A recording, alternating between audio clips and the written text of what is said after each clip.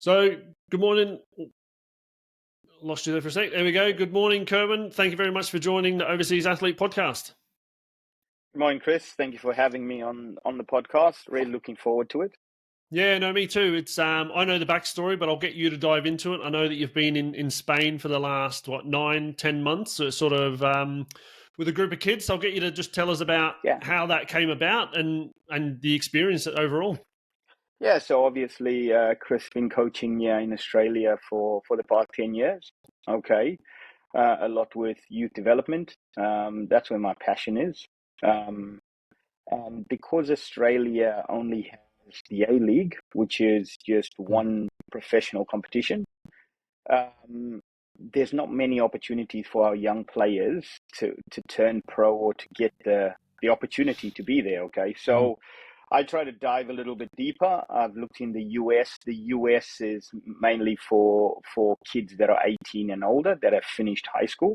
I was looking for a little bit of a younger age group going over and playing in a very professional environment. And I did some research for many years now. And the one that came across was Spain. Obviously, we all know Spain's a powerhouse in football. The culture is good. Did some lots of research regarding pathways and that. And I know there's a lot of academies that offer opportunities to go to Spain, but just to play in friendlies and tournaments, which is good. But I was looking for something a little bit more where I could get players to go over to live the culture, to be full-time, but also to play in federation competitions as well as friendly games and tournaments and try and get players on trial with the bigger Spanish academies. So that's how it came about. I did a lot of research. There's academies that I touched base with in Madrid, Barcelona. And then I came across this academy. Well, actually, I came across Jose Barca. He's a player agent, coach agent. And we started talking. And then he told me about his academy that he has in Huesca. It's a small little city. There's about 55,000 people in it. I did some research into it, and I thought this would be a perfect opportunity because the city is nice and small.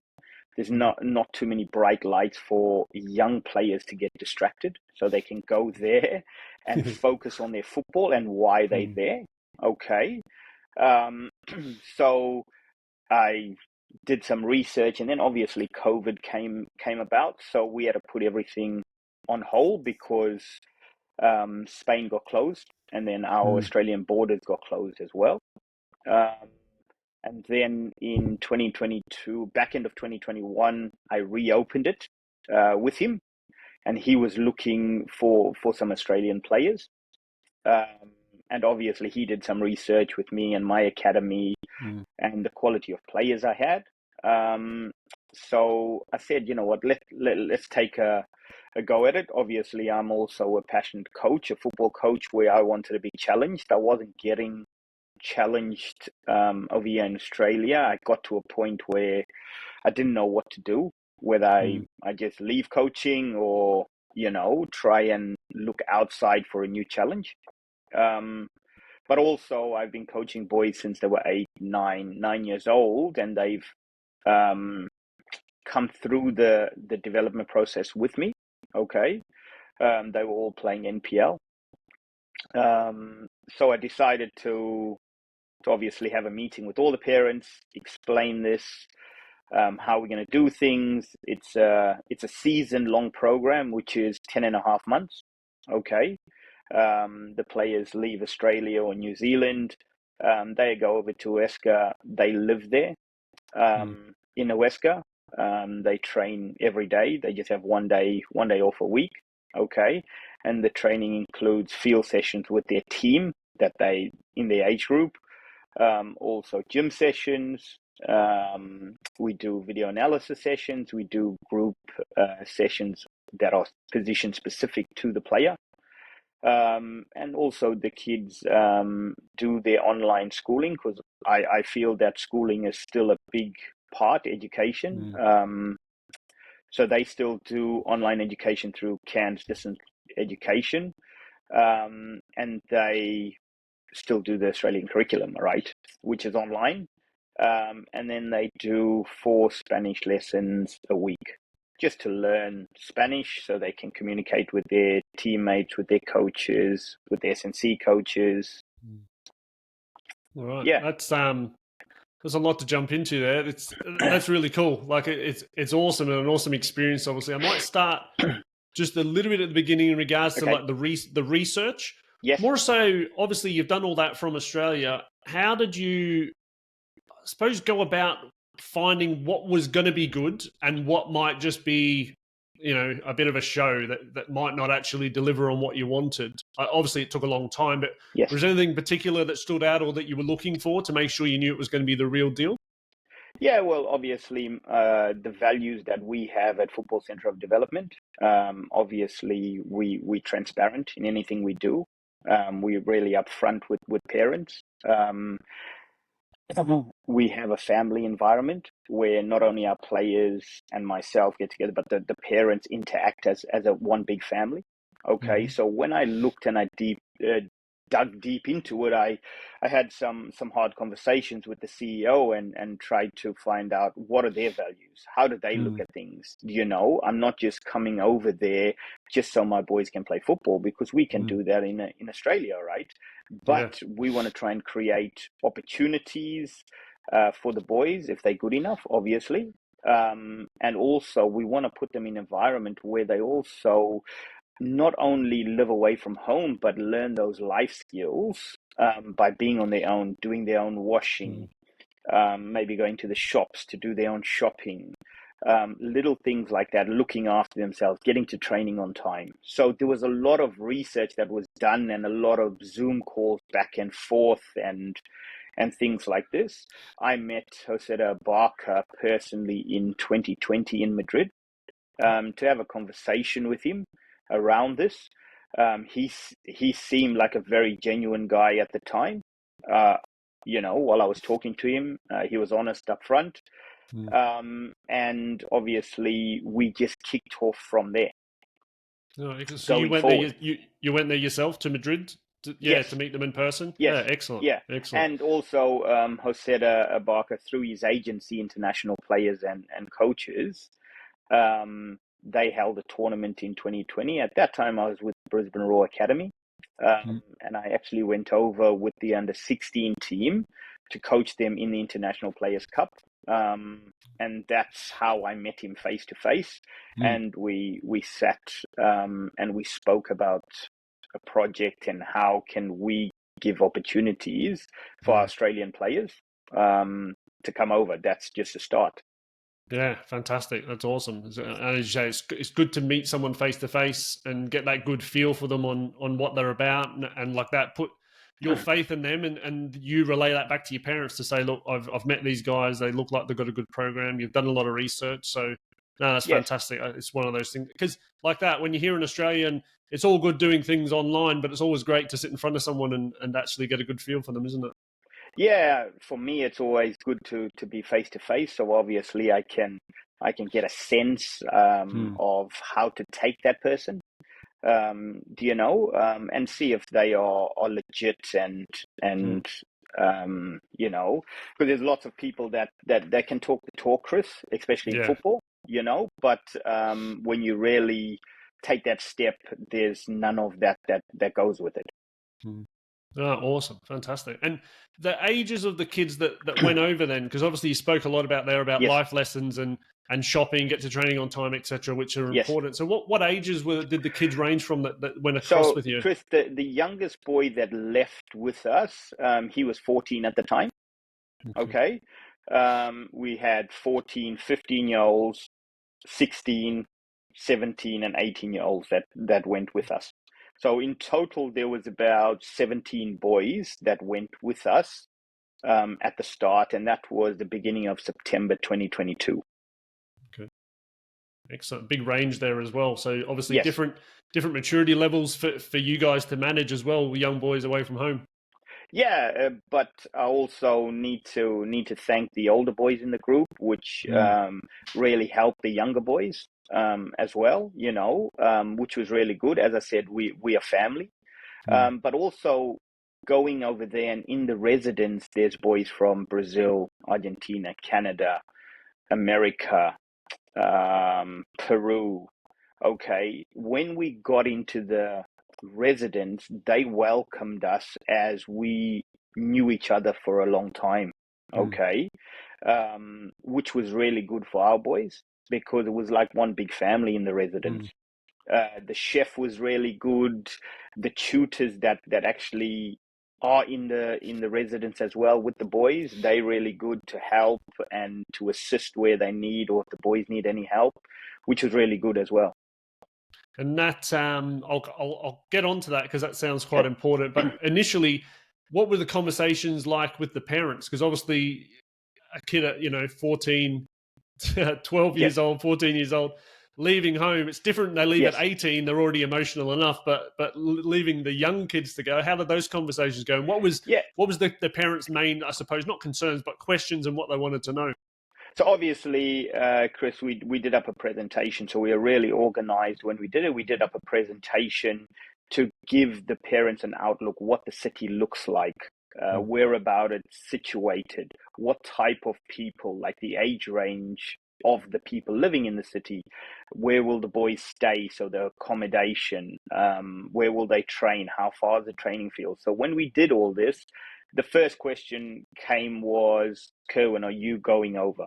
And because I've worked with the boys and I've gained a lot of trust from the parents over the years working with them, I think it was a sign of relief for them that I was actually going there and going to be there with the boys for the 10 months. Okay. As much as I'm a coach and a mentor and I can manage players, I'm also like their big brother or their father, like, if they need someone to talk to, I'm always there. I'll drop to their level. We'll have a conversation. We'll have a orange juice or a coffee, and we'll have a chat. So the big question was, Kerwin, if you're going, we don't have a problem with that. Okay, so obviously it put a lot of pressure on myself because taking 17 kids is a big ask because there's different personalities. You don't know what to expect because it's the first time you're going to be living in Europe for so long, right? New culture, the weather's different compared to what we used to here in Queensland. Okay, it gets cold in winter, there's snow, which our boys are not used to. But for me, it was a challenge, but also the bigger thing, because I've got a passion for developing players and trying to create opportunities, that's what I wanted to do. It's like a calling for me, Chris, where I can try and create these opportunities and also let the parents be assured that I'll be there and I'll be trying to do the right thing for their kids while we're overseas. Yeah, and as you say, that comes with years of trust and relationship. If you've known a lot of them since they were 8, 9 years old, it makes a big difference, doesn't it? Yes, that's correct. Yeah, fantastic. And did any of the parents make the trip over during the 10 months? Yeah, so a parent, two parent. Well, obviously there was a family that actually moved over and set up in in Spain for the year. Okay. And then there was parents that came back and forth to visit and especially over the Christmas period to be closer to their kids, they came over. And then we some of the boys had a tournament in Madrid, so they came to Madrid as well to support them and be there for that week, which was really good. And how did the boys find it? The young boys, obviously they've got you there as a familiar face, but being away from mum and dad at that age, how I know you can. I suppose they're focusing on football, which keeps them busy, but no doubt homesickness and a bit of concern here or there would have crept in. Yeah, I think, Chris, the first I would say 2 months, the boys were just so excited because they're doing what they love. They playing football every day. They training. They with their mates. There's mum and dad not nagging them to clean their room or we need to do this. It was really good. Then it came closer to Christmas, and obviously the cold crept in, like around November, where obviously it affected some boys.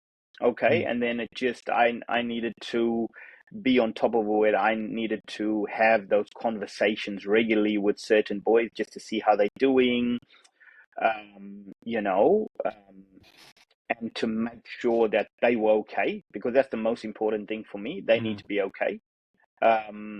You know, but obviously because the boys are in a apartment with three in a room, they also look after each other, which was really good. You know, even the 15-year-old, the 14-year-old, they bonded together and they were like brothers, which was good. Yeah, so obviously getting through, and then, you know, some boys will have bad games, some boys won't train properly because they're missing home. Some boys, they weren't able to sleep on time because obviously, you know, they want to call home and talk to their family because of the time difference and that. But we actually we got through it. I thought there would be a lot more problems, but there wasn't that much over there. But it was a good experience. But it actually prepared me for the oncoming seasons. You know. Oh, definitely. I was going to say, like, moving forward, the experience you've had in the last 10 months and managing a different range of emotions, different range of kids, homesickness, cold, like the experience you would have had from that would be just invaluable, wouldn't it, for the next time? Yeah, I totally I agree with that. But also I lived it. So now I know what I'm talking about, because obviously the Spanish culture is a little bit different to the Australian culture, right? So obviously you wake up, breakfast is not that big a meal. It's breakfast, and then obviously it's around 8 in the morning, and then you get lunch that's at 2 in the afternoon, and dinner's around 9 p.m. Okay, because they eat dinner really late over there. Where obviously our kids, it's more 6:30, 7 p.m. if they're not training. So it was a big shock to the boys' body, but when they got used to it, they were taking their little siestas in the afternoon before training. So it was really good. So they got into that Spanish lifestyle. I lived in Spain myself many, many years ago, and getting used to that siesta and the 9 o'clock dinner was strange. But I can imagine for young kids as well, it's even stranger. It's just something completely, you know, unfamiliar to them. Yeah, it was at first it was like a shock to them, but then obviously because the city that we live in closes from 1:30 to 5 because of the siesta, the people over there value their family time. So they finish at 1:30, they'll go home, they'll have lunch with the family, they'll relax, they'll have a little nap, and then they come back to work, which our boys at first were seeing, and then they started doing that. You know, so obviously it became a routine for them. So around 2:30, 3 p.m. they'll go for a nap, and then training's at 5:30, so they'll wake up before training. Yeah, so it was really good. And did that, when you first went over there, did you have your sessions and your sort of days planned around that, or did you have to adjust that as you went along as the boys sort of got used to that environment? So obviously there was a timetable put forward, and what I did when I did my research, I asked them for the timetable 6 months in advance. Okay, more or less, give or take. So the boys that were going with me, I put them on a program. Not all boys could make the sessions, but we would do gym sessions in the morning, team training in the afternoon with their various clubs at the time, the NPL clubs. We'd have a game on Saturday, we'd do a session on Sunday, just to prepare them so when they get there, they were ready and their body wouldn't take time to adjust. So, which was really good. When we got there, all our boys hit the ground running. We were fit, we were match fit. Our bodies were resilient to the gym sessions, to the conditioning sessions. Our boys were actually fitter than their boys. That's interesting. It was something I was going to ask about, because a few people I've spoken with, you know, different reasons in different sports as well. It's like when they go to these other countries, they sometimes find that they are underdone because they think they're fit here, or you're training you 3 nights a week. But when you go over there, it's obviously a different level up. So you've done about 6 months of prep work before that. That's excellent. Yes. So that included gym sessions. Obviously, different players require different sessions. Okay, depending on the age. Because like my thought is, you're going to go to Europe or to Spain, and obviously the players are technically good, or what we know. Okay, from Australia, so we need to have something different. So we need to be fitter, we need to be faster, to make up for those technical attributes that we might not have. But I had faith in my boys that we did, which was really good. And obviously, me coaching the Cadete Division Honor and working closely with the Spanish boys, I think in Australia, our conditioning side of the game is a little bit advanced to the Spanish. Where our boys could last 80 minutes. And even if the game went into extra time, we could last that at a high intensity, where some of the Spanish players struggled a little bit with the intensity. Okay. Right, okay. Interesting. Because you do expect, obviously, them to be technical, but to be honest, I think up until that 12, 13, there's probably not a huge difference. I think and you had a good age group between that 13 to 17 is where you find the Europeans, etc., maybe excel because they've got that full-time environment, but you've now been able to experience that, and it's good to hear that we're on par and maybe a little bit ahead in some areas. Yeah.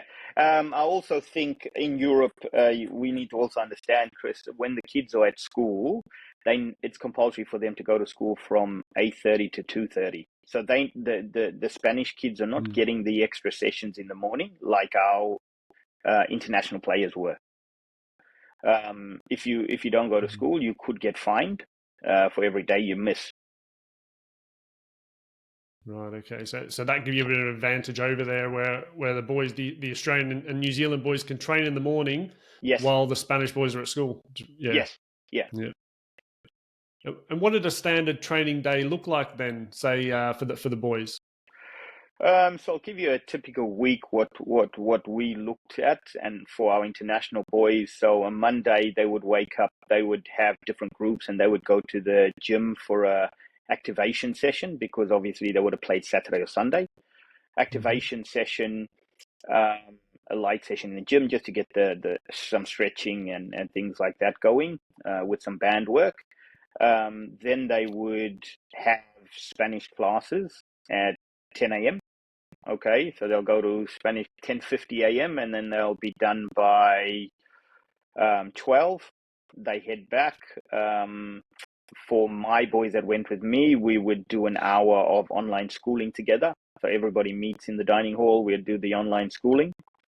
Then it's lunch between 1:30 and 2. Then the boys have some free time where they'll get their nap, and then we'll have a team training session at 4 p.m.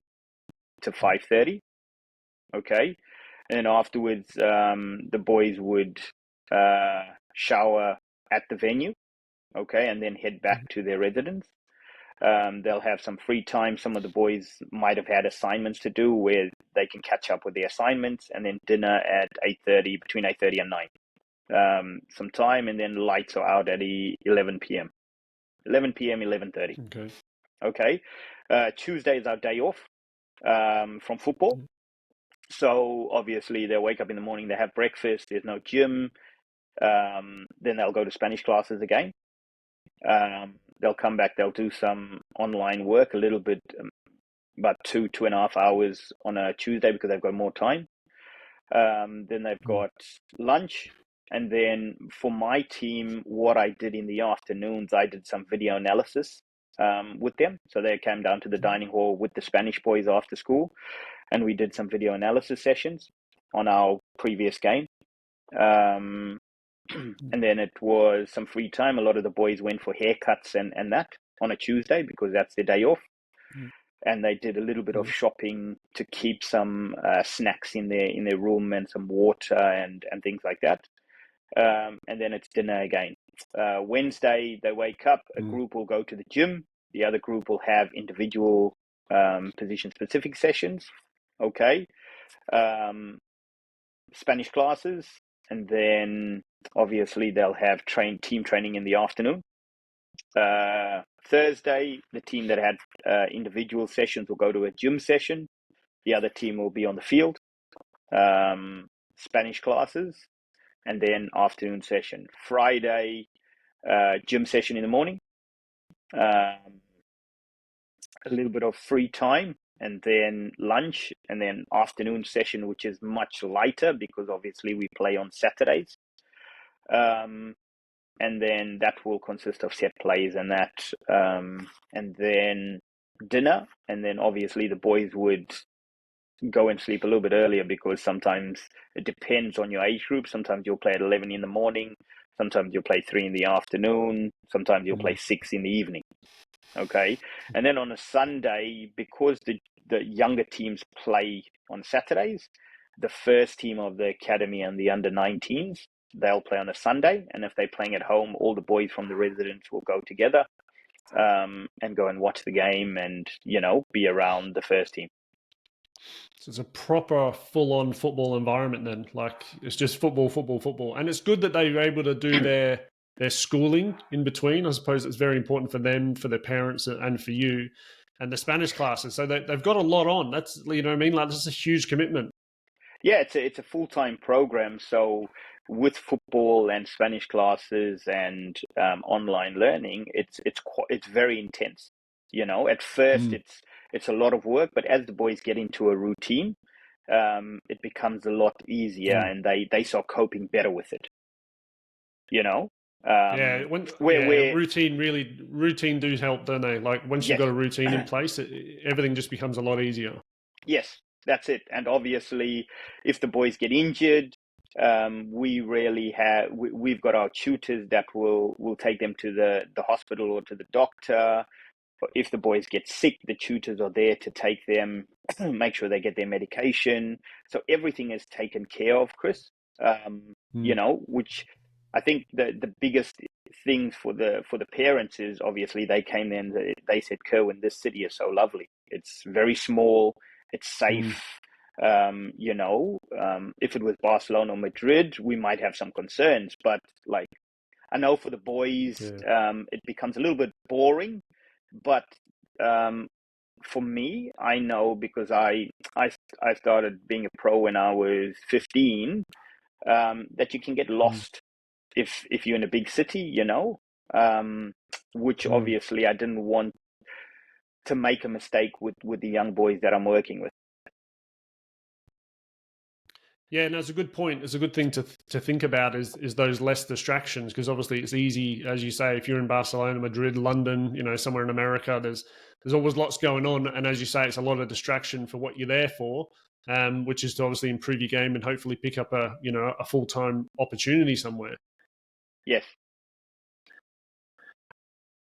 Yeah, fantastic. And how about yourself? How did, touching back on like yourself and the travel and the process itself around, visas, was that something with some of the kids and you, without a European background, how easy was it to get visas to be there for a year, or how did that all work? So obviously this goes back to the research, Chris. Like, obviously people need to source their own visas, and obviously us as Australians with Australian passport holders or New Zealanders, you can go into Spain or Europe, and you can be there for 90 days without a visa, okay, which is good. But now, the research that I did with this academy, obviously because they are linked with the government and they offer educational program as well, okay, players can come in and then they get a visa, a student visa, and they get a little knee card. That's obviously a photo ID with your knee number, so you can be traced, where you are, where you live, things like that. The academy takes care of all of that. Okay. Obviously, the boys that are 18 and over, they'll need to get a police check from Australia, and you need to get a medical certificate to say you're physically fit, you can train, you don't take any drugs, things like that.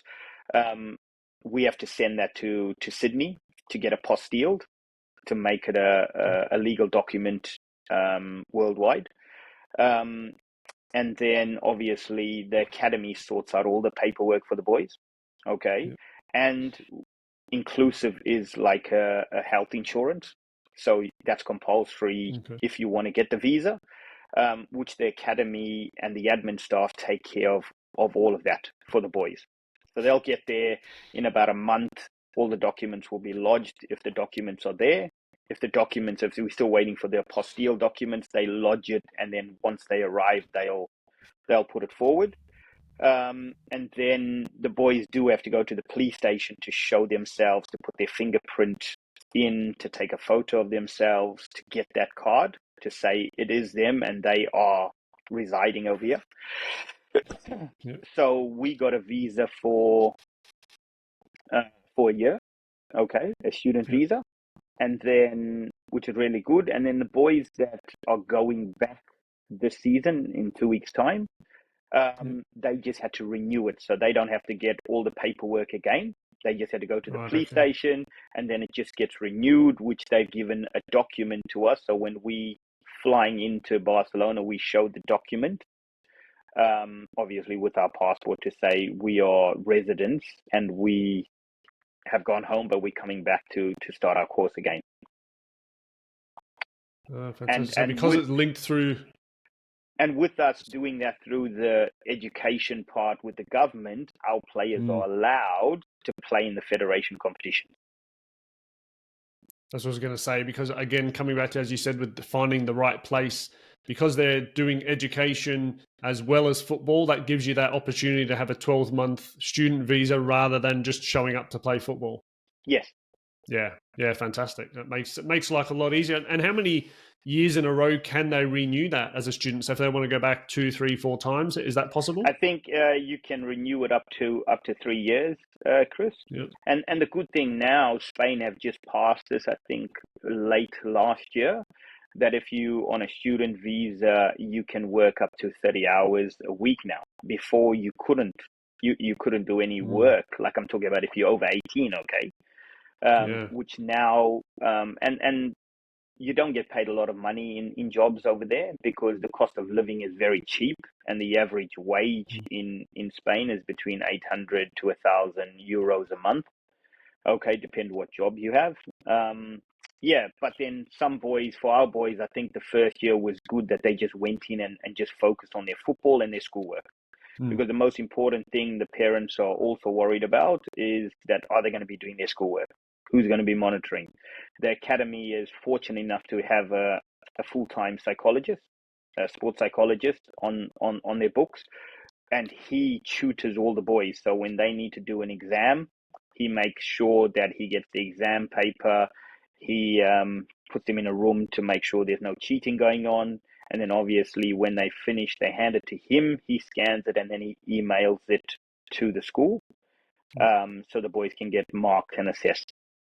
Fantastic. That's good. It covers everything for them. And just touching on the psychologist there, did any of the players make use of that? I know they're young, but for someone else to talk to if they just felt like they were homesick, or and they were obviously talking to you all the time, but so that's available for them if they need sort of help just to chat to someone? Yeah, obviously the psychologist doesn't push the boys to say you have to come and talk to me, because they need to feel comfortable, as he says. And a few boys have reached out to him, have spoken to him. They've had one-on-one chats, which is very relaxed to make the boys feel comfortable, so they can communicate and let him know how they feel, which was good.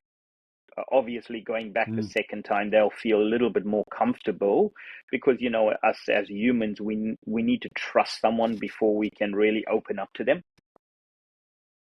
Yeah, it's fantastic. It's just an excellent addition as well, because there's obviously so many emotions they would be going through as especially the young ones in a foreign environment, foreign culture, different everything. Yes. And they've got you there as the familiar face, but if they're living in there and month after month and they see these people around, as you say, it makes them feel more comfortable around them as well. And it's just another resource for them, isn't it?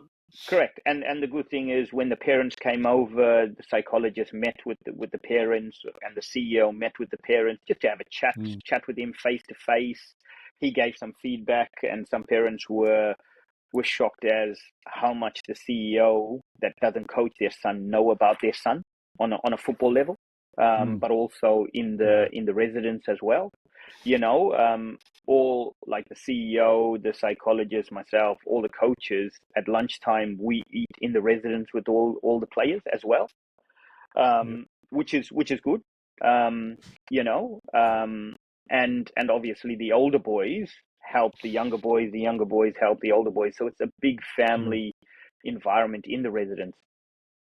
Yeah, it sounds like an amazing place to be. If you love football and that's what you want to do, that sounds like an amazing experience. Yeah, it really is. What I like, the cities, obviously, the Spanish kids, they've got a different culture. So they out till 10, 11, 12 o'clock sometimes, on the weekends, which obviously I had to put a little curfew on my boys because in Australia, our kids don't really go out at that time. Okay. I'm talking No. about the 14, 15, 16-year olds, all right? Whereas I said, okay, 9:30, they need to be in the residence, not sleeping, but obviously you can be in your room playing Xbox, PlayStation, you can be doing some homework, you can be in the dining hall, you can be in the gym, that's fine. And then Saturday after their games, I'd give them a little bit more time and say, okay, you can go out, you need to be back by 10:30. And which is good is when the boys come in, we've got a 24-hour receptionist over there. So if the boys come in, the doors close at 11 p.m. And if you come in after that, we know who comes in after that, and then obviously we'll have a little chat. But the academy is also flexible that if you've got if you want to go out, just say for Halloween or for Christmas, then you just need to communicate with your parents. Your parents send the office an email to say so and so is going to be out. They should be home at midnight. They're going, yeah, and then that's fine as long as we've got a record that we know you're leaving. And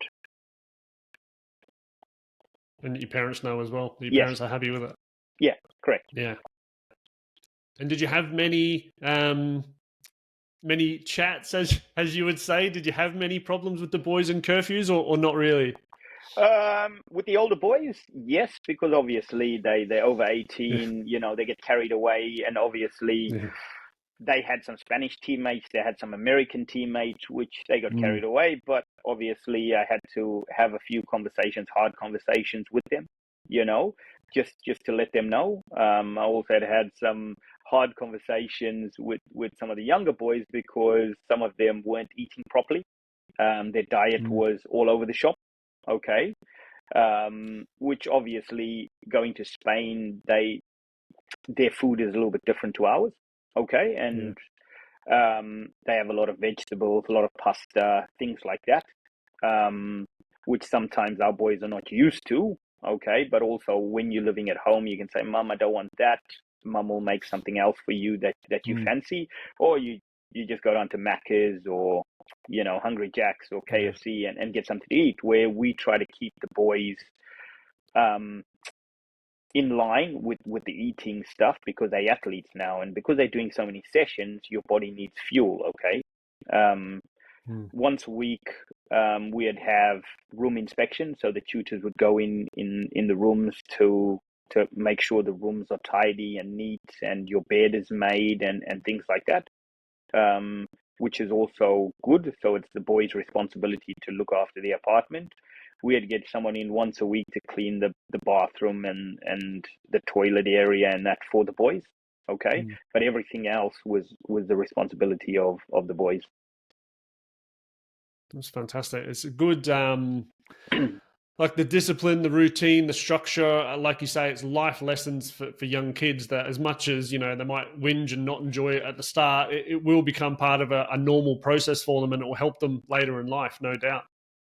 Yes, and some of our boys that went there, obviously, mum and dad packed their bags for training.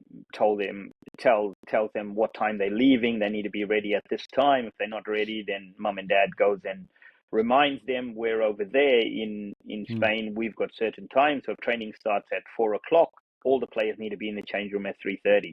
Training starts at 5:30. Everybody needs to be at 5. You need to be in the change room. And if you come late, you might get turned away, So with our international players, they were always there. They were just hungry to train, which is fantastic. That's excellent. The coaches never had a problem with our boys because the standards were really high,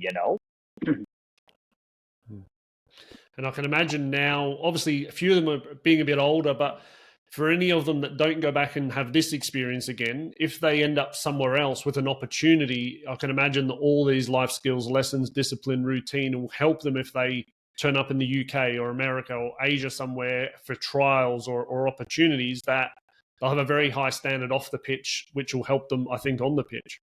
Yeah, I totally agree. And by helping a little bit, that 1%, that 1% could either get them a contract or not get you a contract, right? That's the way I look at the little 1%ers, because people always look at the big picture. For me, I break it down to look at the little 1%ers, because that means so much, like even the way you turn up to training, how you dress, your haircut, are you neat, because when you go into the real world, obviously you turn off the interview, the person that's interviewing you is going to look at you and see if you the correct fit for their company, for their brand. Okay. And that is the same for a footballer, because obviously whichever club you're going to, they have a brand. Okay. Especially in Europe, Asia, they have a brand, and they need to get the right fit, not someone that's going to bring bad publicity to them, which was really good. Like the thing with our boys, which was really good. And I know over here in Australia in the NPL, if players don't play, some parents complain, players complain. Over there in Spain, some of our boys didn't play every week. Okay, I understand that, and I'm aware of that. But you know what? They never complained, Chris. They turned up every day and they worked twice as harder. And which was really good. Obviously, they would have a little complaint to their roommates and things like that. And I understand in football, not everybody can be happy, even coaches all the time. Okay, but you could see the determination. They turned up. They weren't sulking. They worked hard. Which that was a real eye opener for me.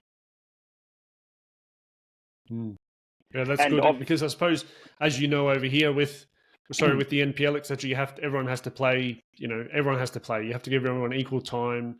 But over there, that's not the case. If you're performing, you play. If you're not performing, you don't play. And then like that, you have to work harder to get your opportunity again. Yeah, that's correct. And obviously, it's preparing. And I'll give you a little example. We played in Division de Honor, which is a elite competition, the highest competition in the category that we were playing in. Okay. Obviously, Lionel Messi, when he was younger, he played in that competition. All right. So it just shows you that we had 20 teams in our competition. So for the season, we played 38 games. And 7 teams got relegated. Okay. So that's a big chunk. It's a big chunk. Yeah. So every game, it's like, and we had 10 international players, and we had an Armenian player, we had 2 Brazilians, we had a player from Netherlands, and then the rest were Spanish players. Okay, a squad of 22. So keeping everybody happy when you only can have 18 on the team sheet is kind of hard. So you need to manage that. Okay, but every game is putting together a team like that for the first season, and this team being in that competition for the first time was difficult, because we are living in Huesca and most of the teams are in Zaragoza. So we had to travel every second week to Zaragoza, which is about 45-minute drive. There was one that we had to travel, I think, 2 and a bit hours to a game. All right. And we finished 10th, which was a good achievement. Okay. And we accumulated 56 points for the season. Okay. And we had the highest goal scorer of the competition in our team. So teams that had 43, 40 points got relegated. Yeah, it's a big chunk, as you say. 7 out of 20 teams is a lot to get relegated. Wow, so there's a lot of pressure as well. Like that puts the pressure on. Yeah, and obviously you get relegated, then you lose your better players. So whatever you've been working for as a club, as an academy, as a team, you lose those players because there are good players that want to play in that competition because that's where you get recognized. And that's where I suppose from the club's point of view and the CEO, they want to create a good environment to have good players, but have a good program so that you stay in that division and you can roll that on year after year. Yes, correct. And obviously, hopefully your younger team can also get promoted. So maybe at some point you can have two teams in that competition, okay? Which will be better for the club. But also then it puts your players on show to the bigger academies in the league, like the Real Zaragoza is one of the top 5 academies in Spain. That was my next question actually, is what were or what did you find the opportunities were or are for the, probably more so the older boys, I guess, but for all the boys, to get picked up by other clubs in Spain, like potentially bigger clubs or bigger academies? Yeah, so it was good. We had two 17-year-olds that were playing Juvenile B. They couldn't play Juvenile R because they had new Australian passports, okay? But they were really doing well.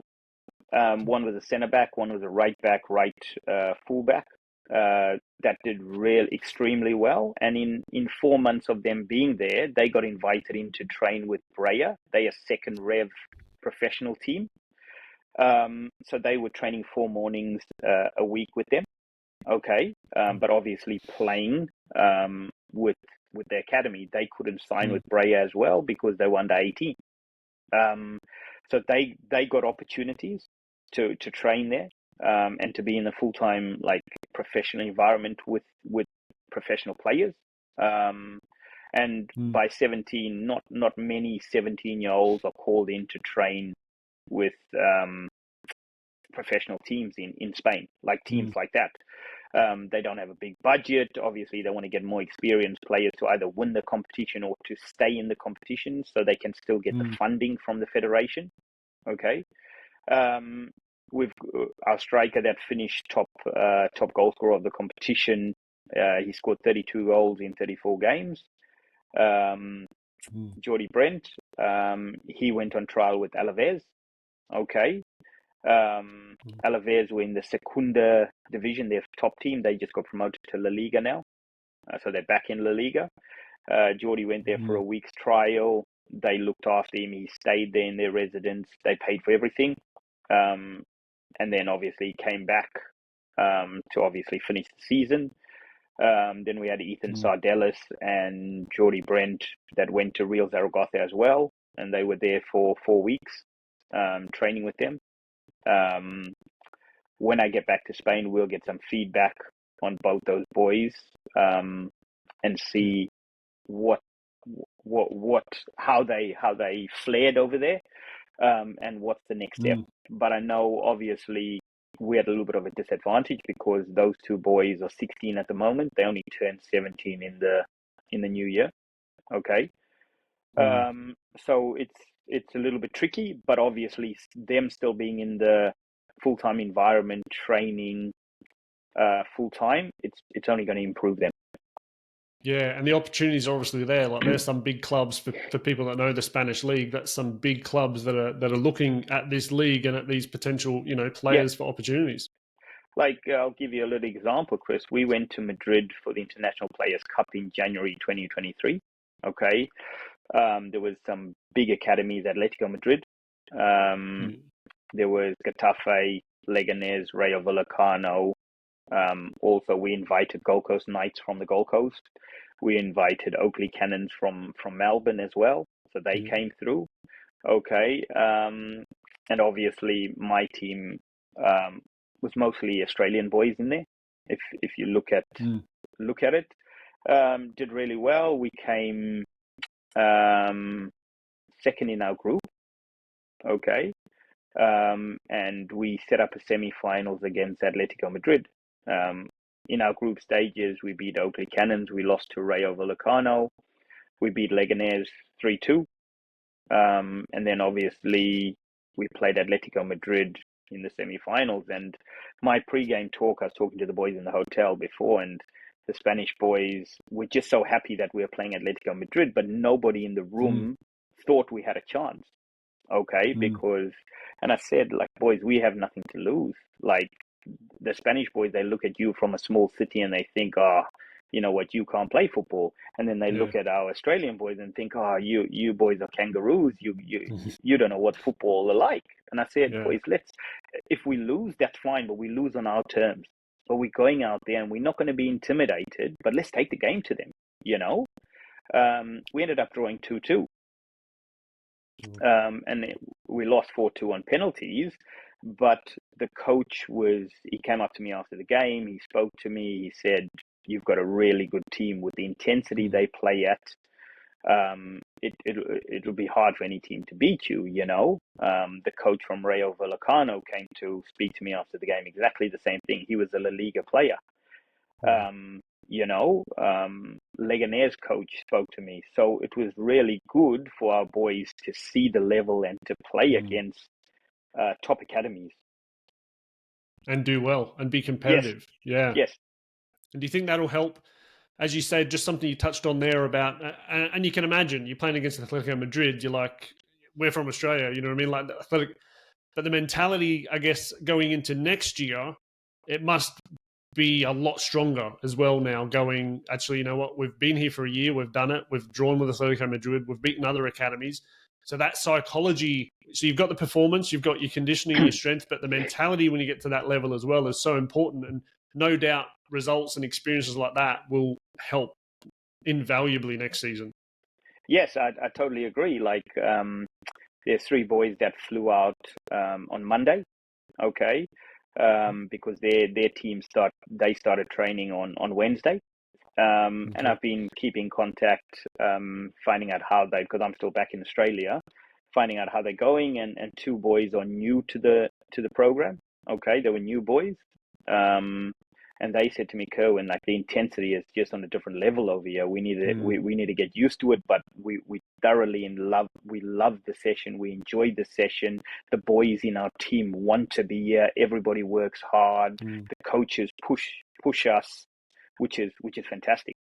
Yeah, and again, it'll come back to that. And a few people that I've interviewed in the last couple of weeks now, talking about the extras outside of your normal training, how important it is to make that jump. And as you said, with the first group, you had the 6 months, but moving forward now, you can tell everyone that's going how important those extra gym sessions, conditioning sessions, activation sessions, stretching, just all those little 1%ers that'll really add up. And as you say, let you hit the ground running when you get across there. Yeah, and I think the thing is, Chris, like, everybody thinks, you know, you do your 3 or 4 sessions at NPL level and that's enough. You might think it's enough. For me as a coach, I don't think it's enough. You know, I think you need to be doing more to be ahead of the next person. Because if you're not doing it, the next person's doing it, or the other person's doing it. Yeah. So there's always going to be someone striving to do it. And I know, because I've come from South Africa, where people are not well off. There's a lot of poverty. So obviously, people, when they have an opportunity, they want to take it, because that contract could take them out of poverty, right, and give their family a better life. So I've witnessed it firsthand, you know. So I think, and I, you know, I'd ask the young boys that have ambitions to go on and sign pro contracts or play for their national team, you know what, do extra work. Yeah. And it's, as you say, coming, like what you've mentioned, there's players there from Brazil, Peru, you know, other South America, Europe. And we've got boys coming from the Gold Coast, and you know from being here that the lifestyle on the Gold Coast is so far away from some of the kids that might come from South America, South Africa, wherever it may be, is to drill that mentality into them. And I suppose seeing it firsthand and the intensity and the level, but how do you sort of manage that at the start before they go, to give them that message of how important this is going to be and who you're going to be up against? When, as you say, they've come from here, they're at the beach, the sun's out all the time, it's an amazing place to live. Yeah, I think, Chris, it's also, for me, obviously, with my academy, I want to do things right. I haven't called Football Centre of Development an academy. It's called Football Centre of Development. The word academy is used too loosely in Australia, I feel. Okay. So obviously I've got a brand to protect, okay? And when I tell a CEO or an agent I'm bringing this type of player, he needs to tick boxes. So obviously he needs to have the right attitude, the right work ethic. He needs to be honest, okay? And he needs to be a good player. He doesn't need to be great, okay? But he needs to be a good player. But his work ethic and his application and his attitude, that can make up, and he can be better if he's in a good environment, okay? So obviously I have interviews with parents, with players. Some players might not tick the box, okay? They might not tick the box this year, but obviously when we have the conversation, they might tick the box next year. So I'm not closing the door, but also we need to take the right players, because this opportunity, you don't find it every day. Yeah. Okay. Yeah. And as I say, I know from experience, and so do you now, that at the NPL, potentially in some places you pay your money and that gives you your spot. Do you know what I mean? It's not a selection process in a lot of places. Whereas this has to be, because the standard that you're going into and the environment you're going into, you can't just take anyone. They have to tick, as you say, tick those boxes, because it reflects on you for next season. If you take players over there that let you down, there's less chance of it becoming a long-term process, I suppose. Yes, and obviously, because now that I'm based in Spain, I get a lot of agents calling me and asking me for feedback, and obviously for me to give some input on players, and obviously the A League and players coming out of Australia, and obviously AFC players looking to go to Saudi. A lot of agents have contacted me, but obviously, number one, honesty is my main thing. That I have to be honest with parents, with agents, with coaches, you know, about the level and where your kid is at, or what they need to do to improve. Because obviously, I would like to see all kids get something out of life. Okay. But not only football, but I would like to make better human beings, because we get better human beings in the world, then the world changes and becomes a. Yeah, no, that's fantastic. And everything you spoke about in regards to the off-field stuff, definitely is going to help with that. And look, I could probably talk about this for hours, but I am conscious of time. So if I was a parent listening to this now, you know, I've got a 14, 15-year-old son that's good, loves his football, he's determined to be a professional footballer. This sounds like an amazing opportunity. It obviously costs money. What does it cost? Who do you pay? How does that process work? If you want to go into that detail, and then where do they find you to get more information? So obviously, Chris, it does cost, because it's a full-time program, and then obviously in Spain, visas cost a lot, Spanish classes cost a lot, accommodation and food, because obviously the academy has to have two full-time chefs to make sure that it's running like an academy. Okay. Obviously there's transport. They pick you up at the airport. There's the psychologist. Not many academies have a full-time psychologist. They work into it. We're fortunate to have one. Okay. So it does cost a little bit. I don't deal with obviously the money side of things. The academy in Spain deals with that. The CEO will obviously. So what happens if a player is interested from Australia or from New Zealand? They'll reach out. They'll contact me. Okay. I will give their parents a call just to have a little brief chat and just explain to them a little bit what the program is about. And if they're still keen on wanting to take that next step, then I will send them some more information about the timetable and how it all works and the city they're living in. And then I will need a player profile from the player, just to show where he's played, how old he is, his height, his weight, you know, the basic things like that, and a little video highlight reel, okay? Now, obviously, me having the experience coaching in the NPL in Australia, I know more or less the standard and if a player would be able to come over to Spain and what team they would be put into, okay? Because obviously there's different teams that play in different divisions. Because you don't want to put a player in the top division and his skill level's not up there, but then he doesn't play the whole season. Okay, you want to put him in a team where he is going to get developed, still be challenged, and then I'll have a look at it. I'll call the CEO. We'll have a little conversation, or if I'm in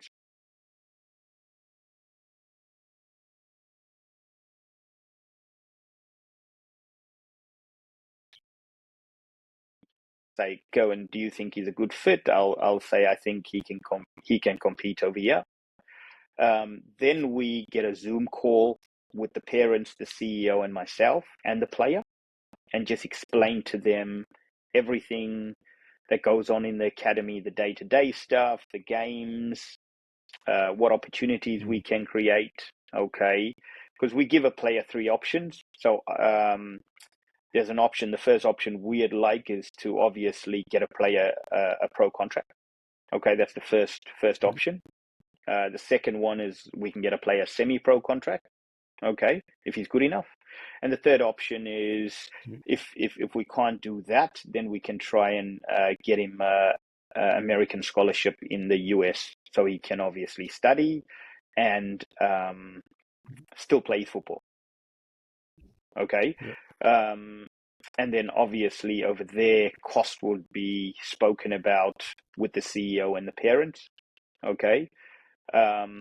Depending what time, then a deposit would need to be paid. Obviously, that deposit will cover the visa and obviously get the accommodation, because the academy doesn't own the residence. They hire it off a part hotel in Huesca. Okay. So obviously you have to let them know early how many rooms you need, things like that. So because all the players have to stay in the residence, they can't be staying at accommodation outside, international players. Excellent. And then the players, the parents, they decide to go ahead. And from there, it's a matter of obviously paying X amount of euros, either in a lump sum or on a monthly basis. Is that right? I know there was one or two that could do monthly. So with me, Chris, and obviously because I have a good relationship with the CEO, and obviously I know the players that I'm bringing over. Normally the other players, like the other international players, they pay in 3 installments. They pay the full amount in 3 installments. Yeah. Okay. With mine, we pay a deposit. And then we start on the 1st of August till the last installment will be in the beginning of May. So it's like 10 monthly installments to help the parents. Parents can pay it up front if they want and they're willing to. But it's just to help our parents also, instead of, because not everybody's just got so much money lying around, and obviously the cost of the transfers through the bank is also quite high, right? Yeah. And that's where I come in. We'll talk about that another time. Yes, that's where you come in. But that's the idea behind it.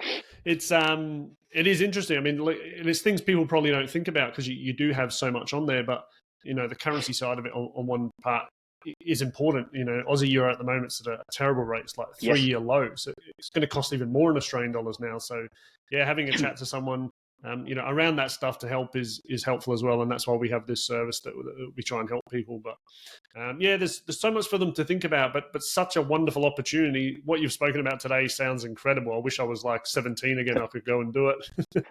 I wish I had this opportunity when I was 14, 15, 16. Yeah. And also for Chris, like for me, and I know the kids find it hard. It's been hard for me because I've been living over there for the past 11 months. Okay. My kids, I haven't been with my kids, and my family, so it's very hard. Just speak to them via FaceTime every day. They come over, they came over in March to spend 2.5 weeks with me, but the time goes so fast, that, you go home after training or after games, and you in your apartment on your own. It's tough for me. Mm. you know. Yeah. But obviously, I've also had the boys to lean on to, because they've been like my kids over there. So I Mm. can, you know, have a coffee or have an orange juice with them, talk about things, which has been really good. Um, Obviously, I met some Spanish people there as well. But most of the time, you're on your own, um, Mm. which is tough. But obviously, juggling things around, I got through it. Yeah, it is tough being in a foreign country. Kids for one thing, but for yourself as well. As you say, you're away from your family. You're obviously chasing a dream. You like a player who wants to be in a full time environment. As a coach, you've no doubt got that same ambition to be in a good professional full time environment. And unfortunately, as you said at the beginning, it's not readily available here in Australia. So you do have to take up opportunities elsewhere, which comes with sacrifice. Yeah, that's the thing, because if you don't, like, if I didn't have to take it up, I don't think I'd be coaching anymore. I was just thinking of going to get a 9 to 5 job, because I Mm. wasn't being challenged anymore. I was losing passion. It's just, it came to that point, because Mm. there's not enough opportunities here in Australia where you can be in a full-time environment where you can be challenged. Yeah. And as you know, there's a lot of politics that go with things and things, but that's another discussion for another day. I know. As I said, this could go on for hours and hours. I love it, but I am conscious of time. We've been over an Okay, hour. I'll hit stop on the recording. But okay. um, Kerwin, thank you very much for your time and your sort of openness and honesty around the process. As I said, it sounds like an amazing opportunity, and I'll drop the details of Football Centre Development in the show notes for people if they do want to reach out to you. If they've listened to this episode and it sounds like something they want to inquire more about, I'll leave your contact details for that. But I do really appreciate your time and the insight to all that, because it does sound amazing. So thank you very much. Thank you, Chris. Really appreciated the invite and being on here talking football with you. Obviously, we can catch up when I'm back in Spain, you know, Yeah, and keep the conversation ongoing. Yeah. So just thank you once again. no problem.